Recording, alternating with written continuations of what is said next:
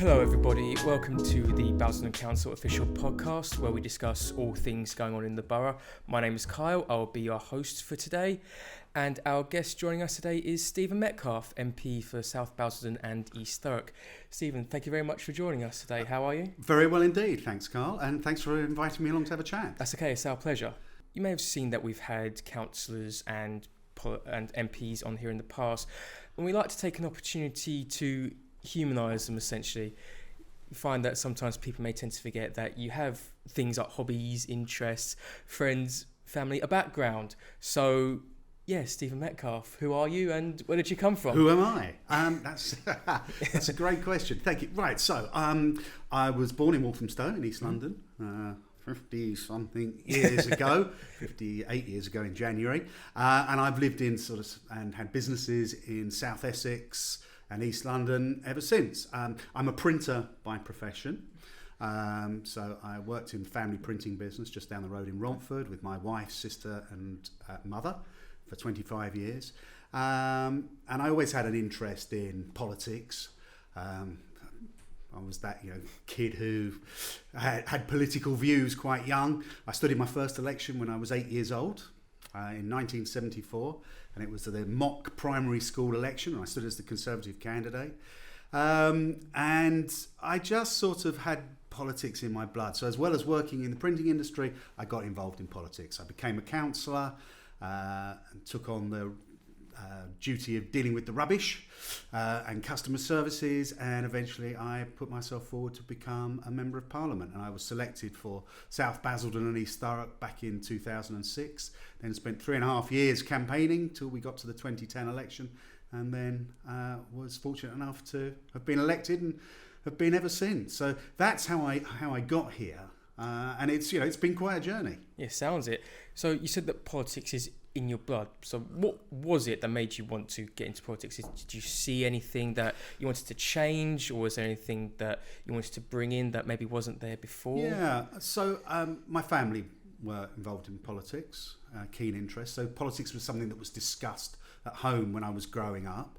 And so that's really probably why I say it's in the blood. And yeah, as I became older, of course I wanted to I saw the power of politics, and I wanted to change things, and if you can do that through political debate and getting involved, and therefore putting yourself forward, getting elected. I did that as a councillor.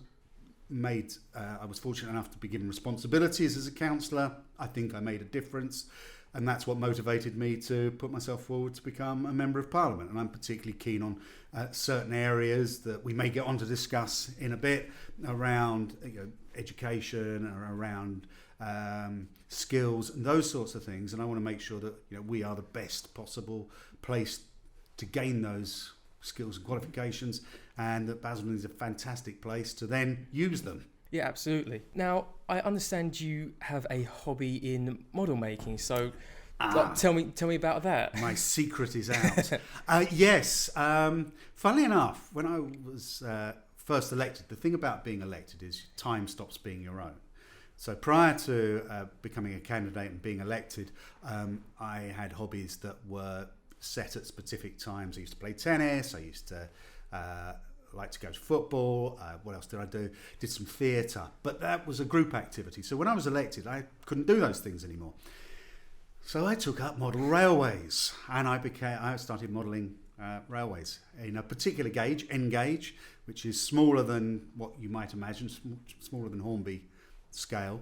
And I really enjoy it. It's the intricacy of it, and it's the fact that when you're focusing on doing some modelling, it doesn't really matter what it is, your focus, your attention is completely on the thing in hand, and that allows you to escape all the other thoughts, all the other responsibilities that you might have, even if it's just for half an hour or so. And that's why I do that. But I also, and here's another secret, I'm big into Lego. I love building Lego.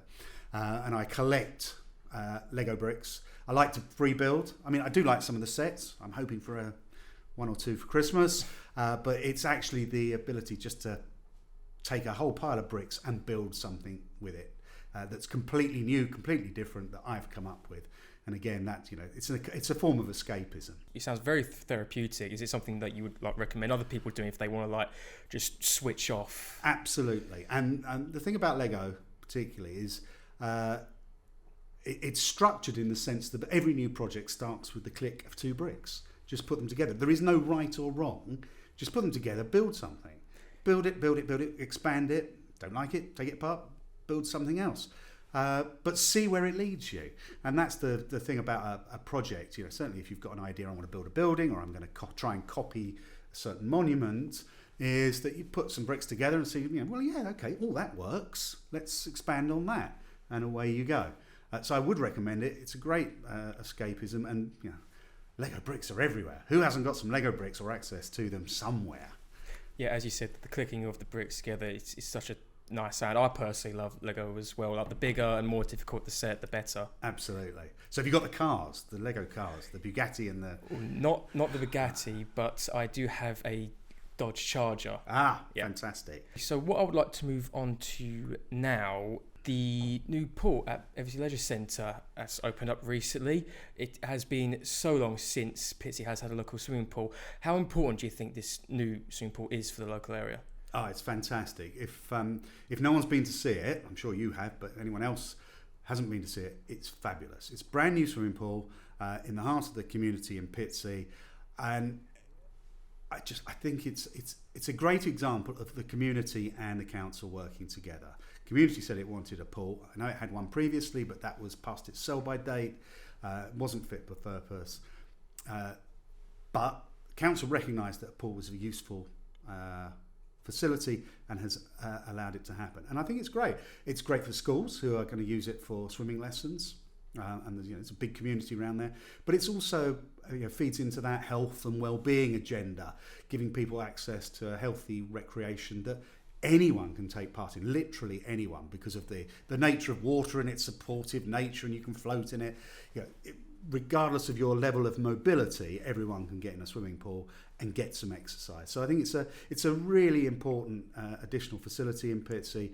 And as I say, if you haven't been to see it, go and have a look. It's fabulous. Yeah, so you mentioned everyone being able to take part. So one of the new state-of-the-art pieces of equipment at the swimming pool is, of course, the pool pod, which will help to lower those with mobility issues in and out of the pool. That is very important to have these kind of facilities available to everyone, so everyone can take part, isn't it? Absolutely. I mean, we want to be an inclusive society. We want everyone to have access to everything that is available, and of course the pool pod is a fantastic example of that. And so no one should be stopped from taking part in these activities through their access issues. Brilliant example of the council making things possible. Yeah, completely agree. So what I would like to talk to you about now is apprenticeships. So recently we had our annual Basildon Skills Show, where we invited young people to come along to meet with local businesses and chat about employment opportunities and things like apprenticeships. I understand you are very passionate about apprenticeships. So what I would like to ask you is, how important are apprenticeships to building careers? In terms of apprenticeships important to building careers, they're a wonderful stepping stone. But I think if we just take a step back to, if you like, the history of an apprenticeship, it's where employers and employees come together for mutual benefit. So we have perhaps too much over the last couple of decades focused on trying to send people off to university to get a solely academic education, whereas what our economy needs, and certainly businesses here in Basildon need, is people both with some academic achievement but with practical skills that can deliver what the business is trying to achieve. And apprentices are the best way of doing that. Joining a business as a trainee allows you to gain the skills that will set you up for life, particularly if it's around some of the management or engineering skills that businesses locally need. It allows you to get the skills that will set you up for life, but also skills that business needs. And that allows you and the business to grow. And I mean, we've got some fabulous businesses locally, engineering businesses, high-tech businesses, all of whom are looking for apprentices. And the difference between this and a purely academic route and a college-based route is you're earning money all the time. You know, the phrase earning and learning is sometimes overused, but it is actually an accurate description of what it's like to be an apprentice. And by the time you've finished your apprenticeship, and that can be to a level 2 or a level 3 qualification, or it can be all the way up to a degree level apprenticeship, where you come out at the end of your apprenticeship having worked for X number of years, been paid all the way through, and with a degree, and with the experience that businesses are looking for. Allows you to step off into a fantastic world of opportunities, whether that's locally, nationally, or even internationally. Yeah, absolutely. I completely agree. So I have a couple of friends who, after college, they went on to do an apprenticeship with a business here in Basildon, and they are still there now. They've been there for 7 years. So apprenticeships do work, don't they? They absolutely do. They absolutely do. And if anyone doubts that, go and talk to some of the bigger businesses we have in Basildon, and you will see apprenticeships at work, as I say, delivering the skills for the individual, but also the skills those businesses need. It's a wonderful way forward. Yeah, absolutely. So you are the chair of the all-party parliamentary groups on artificial intelligence, among other things. So how important do you think AI is in our future? I mean, it's blown up now recently. We have it in our pockets on our phones. So where do you see it going in the future? Oh, that's a great question. And I wish I knew is the simple answer to where's it going.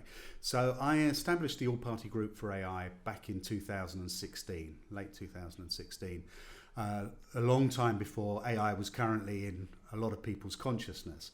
And the reason for that was that we were beginning to hear about terms like general AI, facial recognition, big data, neural nets, deep learning, but they didn't mean anything, these phrases. And so I decided that we needed to have better understanding as politicians, as parliamentarians, as policymakers about what this all might mean.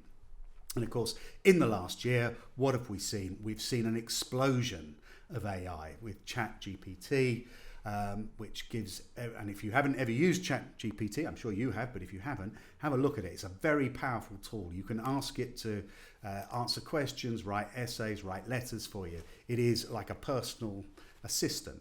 But to my mind, it's only doing what another individual could do. It just does it very quickly and very well. And so AI is with us, and it's not going to go away. So we have to get our heads around how we're going to work with AI and what it means for all of us.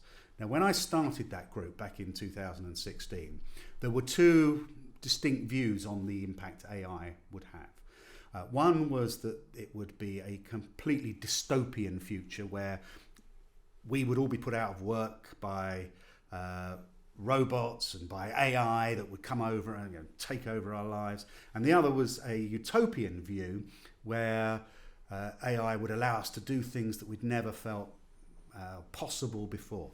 Now, I think the reality is going to be in the middle somewhere, that AI will help us, but it will help us do more of what we're good at and take away some of what we're not so great at. We're not so great at mundane tasks. We can get an AI to help us with those. But there is no doubt from this point onwards, AI is going to be with us every day and every minute of every day. As you said, it's in our mobile phones. It's going to become more evident at work. It's going to help us be more productive. And it's going to probably be the biggest disruptive technology we have ever seen. This is an industrial revolution, similar to the ones we've seen previously, because we can't yet see where the impact of AI is going to be. There are so many different uses of it that it's impossible to count them all. So what we've got to do is get our heads around how this particular technology is going to be with us and how we can get the skills to work alongside it, work with it, rather than try and understand every use. So it's going to affect here, it's going to affect local authorities, it's going to affect the way councils do work, it's going to affect the way I do work. It will affect us all. If you're not aware of it yet, get out there, make yourself aware, but don't be afraid of the technology, embrace it, and I think it will help us be a happier, more productive society in the long term, as long as where there are potential dangers, which is why we saw a the government held a safety summit a couple of weeks ago on AI. We've got to make sure that those who might want to use it for bad things, for ill, we can control it at those edges, but we mustn't pretend that we can uninvent this technology. Yeah, absolutely. It's very important to regulate something like this, because I imagine people have a lot of concerns. And you mentioned about it being in local government. Do you see AI like helping to make local government better? I do. But I want to reassure people, it's not I don't think it will replace people. So we're not going to get rid of the chief executive, Scott Logan, and replace him with a Scott bot. I think we will still have the need for human interaction and people to take on roles. What it will allow people to do, though, is to do things more productively, more efficiently. It will allow councils to make better projections on what the needs of local citizens will be. It will be more efficient when it comes to allocating resources and making sure that those are used as best they can. And it will allow the individuals working with those authorities to do more of the things that they entered into public service to do, which is to help people, to be a good citizen, but take away some of the drudgery. So I think it will have an impact. It's going to have an impact across the whole of society, but I think if we can work alongside it, it will be a really useful tool. Yeah, completely agree. I personally say I'm very curious to see where AI ends up. On that note, Stephen Metcalfe, thank you very much for having us. I hope you have enjoyed this experience. I have indeed. Thanks for the questions. Great. That's okay.